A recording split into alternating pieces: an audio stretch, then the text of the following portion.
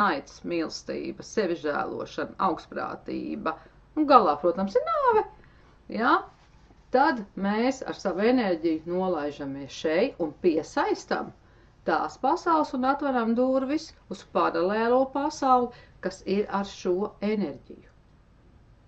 Un mēs savu enerģijas lauku līdz ar to piepildam ar šādu enerģiju.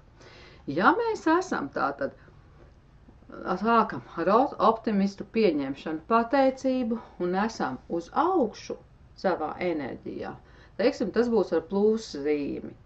Šeit jau mums parādīsies savādāk pasaule, un atkal mēs atvērsim durvis uz to pasaules daļu, kurā būs atbilstoša mūsu enerģija. Tā ir kā tā pati, tā ir naudas enerģija, tā ir pateicības, tā ir labklājības, tā ir veselības